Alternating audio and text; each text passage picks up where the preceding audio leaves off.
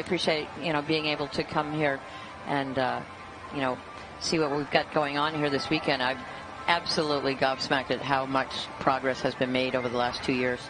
They started running a 3-day event in 1989. I know that because I won it. And that was a long time ago. So they do have a lot of history here, but nothing to compare with what they've been able to produce for this 5-star this weekend.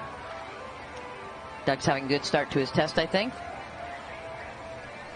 Well, Doug is, he's actually, just like Valerie, who was in with me before, Doug is a licensed dressage judge. Doug is doing a lot of pure jumping. He's trying to become, I think, the American Michael Jung and have a foot in all those camps and really try and ride like a dressage rider, like a cross-country rider, like a show jumping rider in 3 very different and effective ways.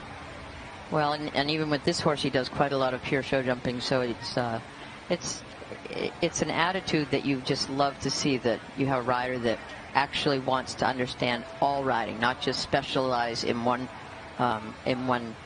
discipline and feel like you're in a silo and you're not experiencing all that the industry has to offer.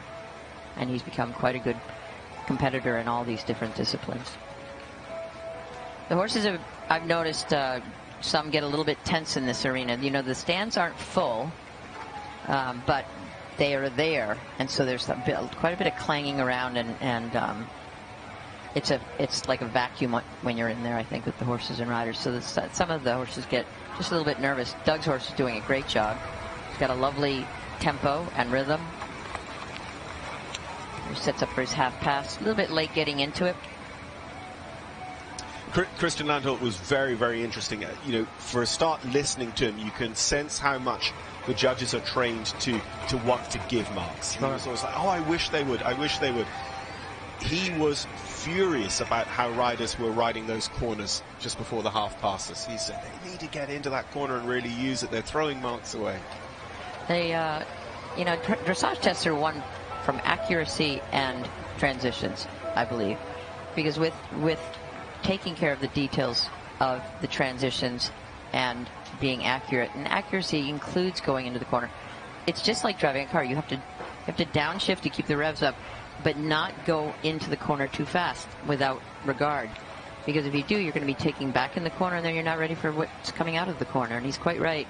I think corners become everything in the dressage test.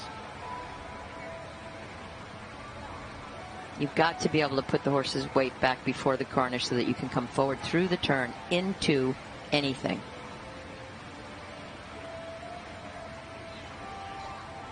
Just looking down the list, particularly for 5-star horses, they're all, mentally or experience-wise a year younger than they are on paper. And this horse is 10, which is young for a 5-star horse anyway.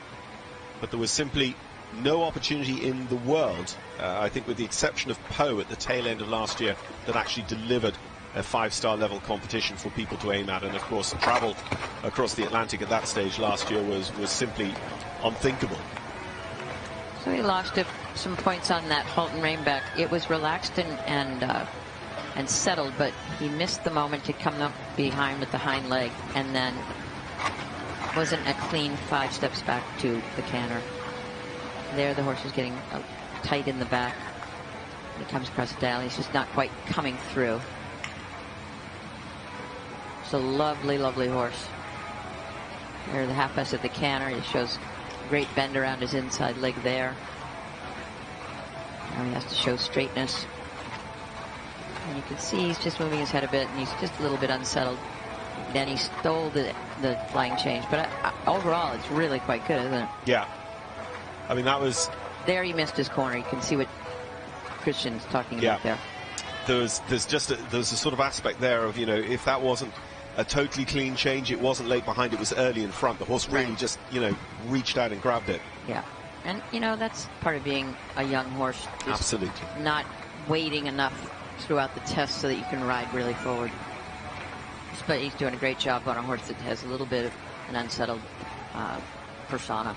Yeah, and I think that's kind of the summary here, because, Doug is able to produce it. We see him so often with Van Diva. He's been, you know, vice national champion at the 5-star level with Van Diva. But, you know, this horse is just saying, you know, all of Karen's comments, you know, about maybe being a little bit tight on the back, they're all just that level of inexperience and maybe fitness and strength for the level. You can see Doug was reluctant in the stretchy circles and just didn't quite let him out enough, because I don't know that he knows if he'll get him back.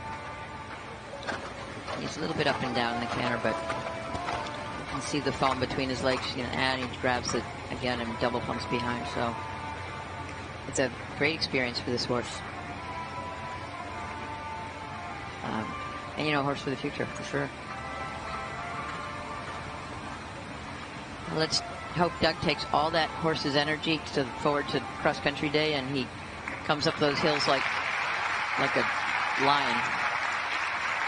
So the Zweibrücker bred 10-year-old by Quite Capital, Quantum Leap and Doug Payne completing their tests. To say there was elements of that would have easily scored sub 30.